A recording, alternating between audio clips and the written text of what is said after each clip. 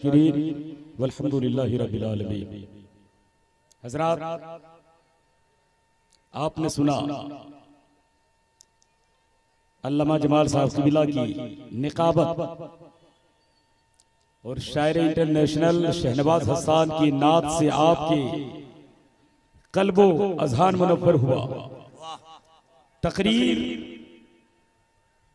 जो होनी है वो हमारे डॉक्टर मुफ्ती शहरियार साहब क़िबला तशरीफ लाने वाले हैं। ऐसा मजमा और ऐसी महफिल बारहा नसीब नहीं होती। मजमा अभी कम नहीं है, बिखरा पड़ा है। अभी डॉक्टर साहब आएंगे तो आप करीब आ जाएंगे। खुदा और उसके रसूल की मोहब्बत में हर बंदा नहीं बोल सकता। जब से दिल में ग़मे अहमद को बसा रखा, सिलसिला हमने मदीने से मिला रखा। हम आते हैं, आएंगे, आते ही होंगे, बस यही सोचकर दीवानों ने महफिल को सजा रखा। एक आदमी ने इतना बड़ा जलसा करके दुनिया वाले को पैगाम दे दिया, ऐ दुनिया वाले सुनो, रात आती है, आती रहेगी, लेकिन कुछ रात आती है सोने के लिए, कुछ रात आती है बिगड़ा मुकद्दर जगाने के लिए। इसलिए आप यहाँ बैठे हो, आपका मुकद्दर सवर रहा है। ये जन्नत की क्यारी है और ये महफिल में आया नहीं जाता, बुलाया जाता है, और जब बुलाया जाता है तो नवाजा भी जाता है। आपने शहनवाज हसन को बुलाया और आपने नवाजा भी।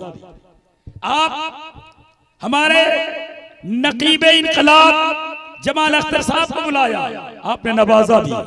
तो जब हम बुलाते हैं तो नवाजते हैं। जमशेद बाबू ने मेहमान को बुलाया, नवाजा, और जब जाएंगे तो नवाजेंगे। समझ में आ गया? जब दुनियादार बुलाता है तो नवाजता है, तो मदीने के ताजदार ने आपको बुलाया है। क्या बगैर नवाजे छोड़ेंगे? हम यार नबी की मोहब्बत में बोलो नहीं, या रसूल अल्लाह।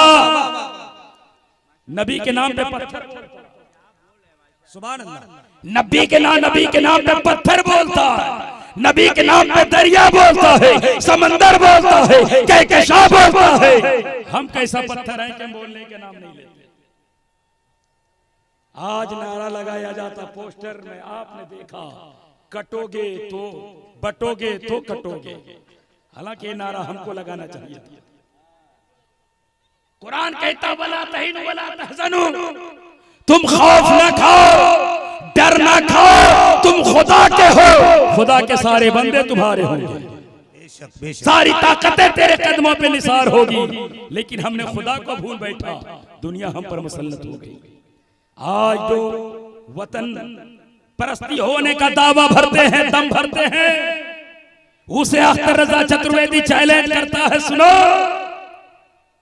भगत सिंह को फांसी के फंदे पर चढ़ाने वाला कोई और नहीं था, ये आरएसएस के दलाल था जिसने भगत सिंह को फांसी के फंदे पे चढ़ाया है। और जो भगत सिंह की हिमायत में केस लड़ा था, उस वकील का नाम जानते हो? किफायत अली खान है। अब मुझे बताओ, तो एक मुसलमान भगत सिंह की वकालत करता है और एक आरएसएस के दलाल भगत सिंह को फांसी पे चढ़ाने की कोशिश करता और कामयाब भी हो जाता, और फिर कहता मुसलमान वतन से मोहब्बत नहीं करता। मुझे बताओ, राष्ट्रीय पिता गांधी को मारने वाला कौन था? वो आरएसएस के पिल्ला था जिसने राष्ट्रीय पिता का कत्ल किया। और मुसलमान है, कसम खुदा के, वतन की धरती पर ये पैगाम देता है, हम शहीदाने वतन को सुबह शाम याद करते हैं। वतन के नाम हम सर हमेशा तमाम करते हैं। हम वतन के लिए जीते हैं, वतन के लिए मरते हैं। हमें दुनिया की ताकतों से हमें कोई सरोकार नहीं। मेरे लिए अल्लाह काफी है, मेरे लिए मुस्तफा की मोहब्बत काफी है, मेरे लिए अल्लाह वालों की मोहब्बत काफी है। इसलिए दुनिया वालों, कोई अगर डराए, कोई धमकाए, तो मेरा दिल ऐसा नहीं कि हम किसी के डर में डर जाए, किसी के डराने से डर जाए, क्योंकि दुनिया की सारी ताकत एक तरफ हो, मेरे खुदा की ताकत के सामने मुकाबला नहीं कर सकता। इसलिए आज हमें एक होना है और एक होकर दुनिया वाले को बताना है कि सुनो, जब तक हम बटे थे हमारे भारत पे राज किसी और का था, जब हम एक हो गए तो भारत पे राज किसी और का नहीं, हम सारे लोगों का हो गया। भारत में हक सबका बराबर है। वला तहिनु वला तहज़नु व अंतुम ला अलौना। रब ने कुरान मुकद्दस में ऐलान कर दिया, तुम जब मुत्तहिद हो जाओगे कामयाबी तुम्हारे कदमों को चूमेगी, तुम्हारे कदम के नीचे कामयाबी होगी। जमाने में ताकत नहीं होगी कोई किसी को नजर से देखे। इतना बड़ा जलसा और 12 बजने के बाद मजमा में इंतशार बिखर गया है। यकीनन मेरे भाई ये हमारी ईमान की कमजोरी है। कोई एक संथाल अगर डुगडुगी बजा दे, ढोलक बजा दे, बारिश होती रहेगी, संथाल भागेगा नहीं। ये मुसलमान नबी की इश्क का चाय भी पिलाया जा रहा है, खाना भी खिलाया जा रहा है, तब भी मुसलमान नबी की बात सुनने के लिए क्या कहने नजर नहीं आ रहे हैं, दूर भागे जा रहे हैं। आपकी ईमान की कमजोरी है, ईमान का जायजा लो।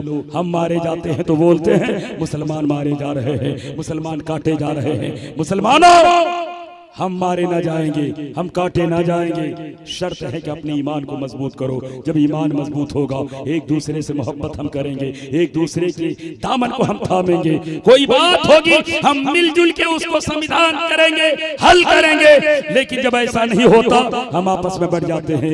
रब की बार में दुआ करता हूँ मेरे मौला, इतना बड़ा जलसा जिसने किया है, जो मकसद है दिल में, अल्लाह मकसद को कामयाब फरमाए। एक बहुत बड़े शायर हमारी स्टेज पर दानिश रजा मरकजी, जिनकी आवाज सुनेंगे तो आप कि दिल के अंदर एक धलका मचेगा। दिल मैं इमाम साहब से गुजारिश करूंगा जितनी जल्द हो सके अल्लामा डॉक्टर शहरियार साहब किन्ना को लाएं, मेंबर शरीफ तक कम से कम पहुंचाएं। माइक एक बहुत बड़े मद्दाहाने रसूल हैं दानिश रजा मरकजी, जिनको सुनेंगे तो आपका दिल हृदय गदगद हो जाएगा। बहुत सारे लोग बोलते हैं मौलाना साहब आप चतुर्वेदी हैं, कुछ संस्कृत के जुमले सुनाइएगा। मैं कहता हूँ संस्कृत से मैं क्या नबी की बड़ाई करूं? अम्मा यार मेरे लिए तो कुरान ही काफी है। कुरान में नबी का जिक्र किया, हदीस में नबी का जिक्र है, कहकशां में नबी का जिक्र है। और जिसने नबी की जिंदगी देखा उसने लिखा वहसन मिनका लम तरक़त वैनी वजमल मिनका लम तलीद निसा खुलिक़्तु मुबर्रम मिन कुल्ल ऐबिन कान्नका कद खुलिक़्त कमा तशा। मेरे नबी को जिसने देखा लाजवाब देखा, जिसने देखा लाजवाब कहा, जिसने देखा नबी को दुनिया में बेमिसाल कहा। और जब कहने पर आया तो यहाँ तक कहा बलगल उला बि कमालिही कशफत दुजा बि जमालिही हसनत जमीउ खिसालिही सल्लु अलैहि व आलिही। मेरे सरकार की कसम सबने पढ़े। एक चैप्टर सुना देता हूं ताकि कोई ये ना कहे चतुर्वेदी साहब तकरीर भूल गया। एक चैप्टर सुनिए मेरे नबी की शान में क्या है। कहता परम परमा परम धा पवित्रम परम भवानो भक्ति अंबिया शक्ति मंत्रहीनम गिरियाहीनम जिनार्दम। कहता नबी पाक है, उनका दीन पाक है, उनका मजहब पाक है, उनका कुरान पाक है, और जो उन पर ईमान लाया है वो बंदा भी पाक है। वाह वाह वाह। उन पर जो किताब उतरी है वो किताब भी पाक है।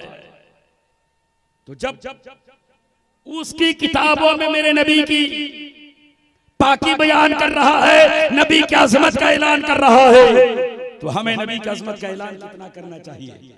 नात भी नबी की अजमत का ऐलान है, तकरीर भी नबी की अजमत का ऐलान है। और स्टेज के करीब हम बैठे, जलसे में बैठे, तो अदब बहुत जरूरी है।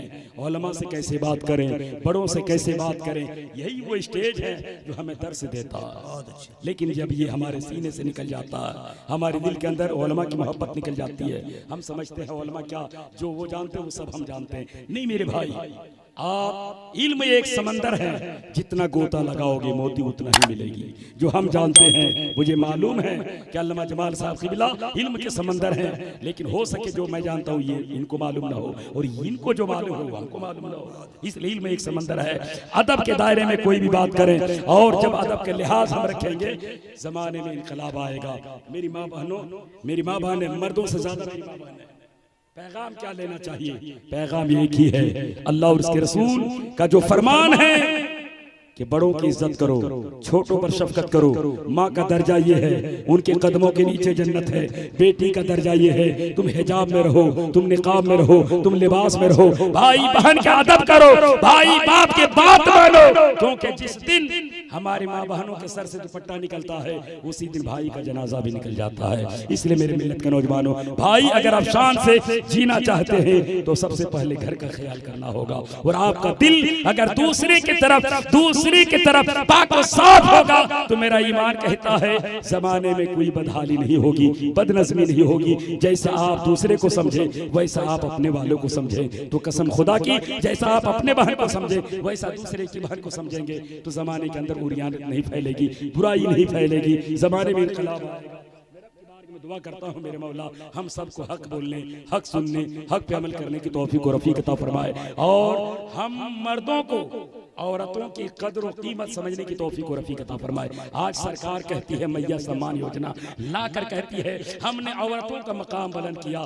मेरे सरकार ने कहा सुनो, औरत घर की मलका होती है, मर्द बाहर से कमा के लाता है, उसकी मलका औरत होती है घर के अंदर। तो घर के अंदर वो हमारी जीनत है, घर के अंदर वो हमारी आबरू है, घर के हमारे अंदर वो इज्जत है। तो हम उनका ख्याल करेंगे तो यकीनन वो हमारी ख्याल करेगी। और जब आप उनके साथ अच्छा बर्ताव करेंगे, मेरे आका करीम सल्लल्लाहु अलैहि वसल्लम का फरमान था, मेरे नबी अपनी बीवी से इतना प्यार फरमाते, आयशा जहां से पानी पीती थी मेरे सरकार वहीं से लब लगा के पानी पीते थे। आज तो हम लोग झूठा कहते हैं, आज हम झूठा कहते हैं। अगर बीवी खाना खा रही है, मर्द आ गया तो अगर उस हाथ से खाना दे दे तो मर्द समझता तौहीन है।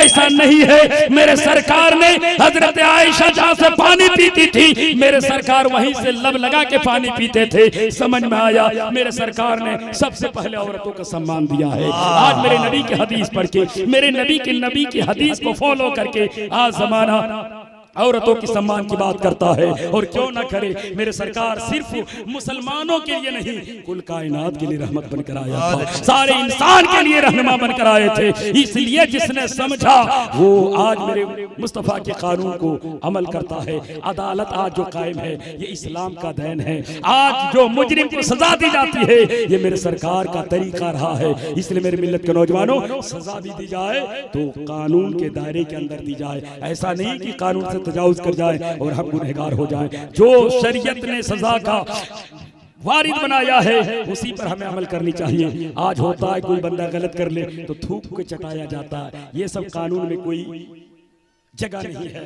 गलती सबसे बड़ी है, वो गलती को दिल से माने। और गलती का एहसास जब बंदे के अंदर हो जाता है तो बंदा फिर गलत करने के लिए कदम आगे नहीं बढ़ाएगा। तो सजा ऐसी दे कि उसकी घर वाले को भी, उस समाज वाले को भी ऐसा ना लगे कि समाज हमें जो दंडवट कर रही है वो दंडवट हमारे कानून के खिलाफ है। वरना बंदा जब लीडर हो जाता है तो बंदा बर्बाद हो जाता है। इसलिए हमें किसी को लीडर भी नहीं बनाना, किसी को बहुत ज्यादा छूट भी नहीं छोड़ना है। हमें शरीयत के दायरे में कोई भी काम करना है, शरीयत के दायरे में रह के बात करनी है। अल्लाह और उसके रसूल की बारगाह में दुआ करता हूँ मेरे मौला इस जलसे में आने वाले सारे हाज़रीन की हाज़िरी को कबूल फरमाए।